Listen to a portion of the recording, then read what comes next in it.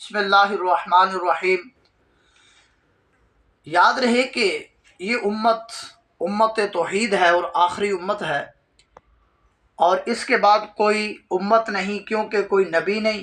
سرکار علیہ الصلاۃ والسلام اللہ کے آخر الزمان نبی ہیں۔ سرکار کے بعد کوئی نبی تو نہیں آئے گا، تو جب نبی نہیں آئے گا تو امت کہاں سے آئے گی؟ تو سرکار آخری نبی ہیں اور سرکار کے بعد کوئی نبی نہیں آئے گا۔ لہٰذا یہ امت عقیدہ توحید پر، عقیدہ رسالت پر اور ایمان بالغیب پر ہمیشہ قائم رہے گی، یہاں تک کہ جب تک اللہ چاہے گا مسلمان اس عقیدے نظریے پر قائم رہیں گے۔ ہاں، جب قیامت آ جائے گی، قیامت سے کچھ سال پہلے ایسا ہوگا کہ لوگ سارے کافر ہو جائیں گے، لیکن قیامت آنے تک امت مسلمہ، امت توحید اس پر رہے گی، توحید پر رہے گی۔ کچھ بیوقوف لوگ ایسے ہوتے ہیں کہ جو امت پر شرک کا فتویٰ لگاتے آ رہے ہیں۔ حضرت مولا کائنات علی مرتضیٰ رضی اللہ تعالیٰ عنہ کی ذات پاک پر شرک کا فتویٰ داغا، پھر کئی یعنی کہ صدیاں در صدیاں آتے گئے ساتھ نال اور امت مسلمہ پر شرک کا فتویٰ لگاتے گئے۔ یہ لوگ ایسے ہیں، یہ خارجی ہیں۔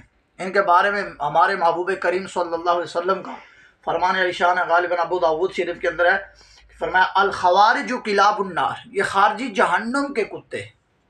الخوارج کلاب النار، یہ خارجی جہنم کے کتے ہیں۔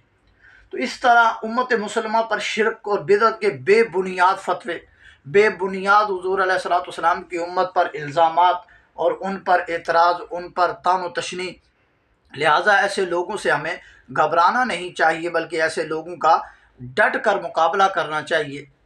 ان میں سے دیکھیں، اللہ رب العالمین نے ارشاد فرمایا کہ وَكَذَلِكَ جَعَلْنَاكُمْ أُمَّةً، فرمایا اسی طرح ہم نے تمہیں درمیانی امت بنا، وسط درمیانی امت بنایا۔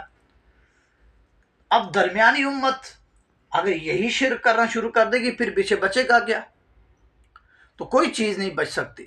تو اس لیے کچھ خارجی لوگ، ان کی نشانیاں کیا ہیں؟ حدیث پاک بخاری میں، مسلم میں اور بھی حدیث کی کتابوں میں ہے۔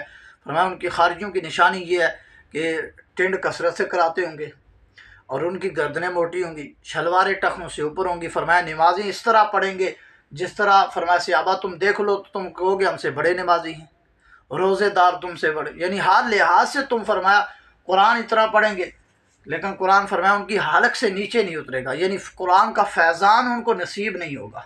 قرآن تو پڑھیں گے۔ یہی وجہ ہے کہ ہمارے محبوب علیہ الصلوۃ والسلام نے ارشاد فرمایا، امام ابن کثیر دمشقی رحمۃ اللہ تعالیٰ علیہ نے حدیث نمبر 3206 غالباً یہ حدیث پاک نقل کی ہے کہ امام ابن کثیر دمشقی رحمۃ اللہ تعالیٰ علیہ فرماتے ہیں کہ نبی کریم صلی اللہ علیہ وسلم نے فرمایا کہ مجھے ایک چیز کا خوف ہے امت پر،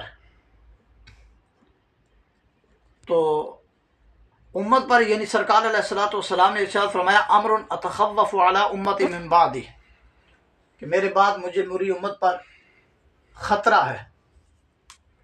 تو یہ حدیث پاک بیان کرنے سے پہلے جو میں ابن کثیر سے پڑھنے لگا تھا کہ امام ابن کثیر رحمۃ اللہ تعالیٰ حضرت حذیفہ بن یمان رضی اللہ تعالیٰ عنہ فرماتے ہیں کہ نبی علیہ الصلوۃ والسلام نے فرمایا کہ ایک بندہ آئے گا، ایک گروہ آئے گا، وہ کیا کرے گا؟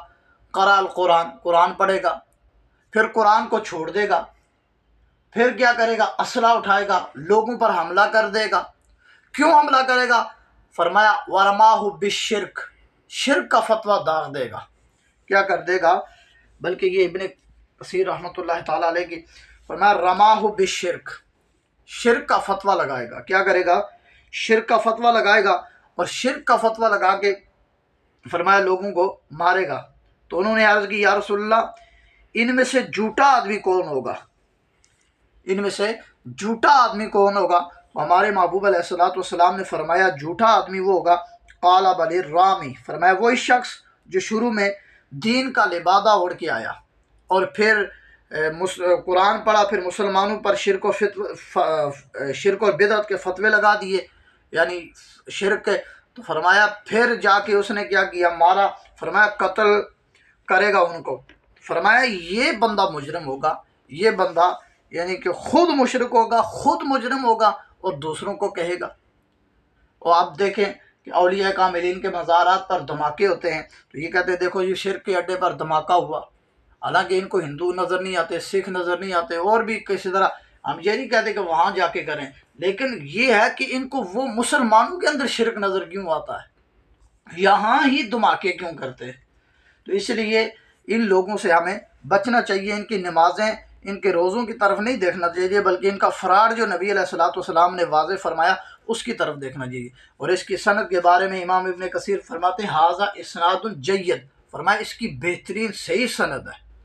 اور حضرت حذیفہ بن یمان رضی اللہ تعالیٰ عنہ فرماتے ہیں کہ نبی علیہ السلام نے فرمایا کہ یہ جو لوگ ہوں گے، فرمایا یہ یعنی قرآن پڑھیں گے، اور قرآن پڑھ کر فرمایا سارا معاملات سرکار علیہ الصلوۃ والسلام نے بیان فرمائے ہیں، تو امت کو گھبرانا نہیں چاہیے۔ ہمارے محبوب علیہ الصلوۃ والسلام نے وارنٹی دی ہے، فرمایا کہ جس نے شرک کا فتویٰ لگایا وہ خود جھوٹا ہوگا، فرمایا جس پر لگ رہا ہے وہ جھوٹا نہیں ہوگا۔ تو اللہ تعالی ہم سب کو سرکار علیہ الصلوۃ والسلام کے اس فرمان پر عمل کرنے کی توفیق عطا فرمائے۔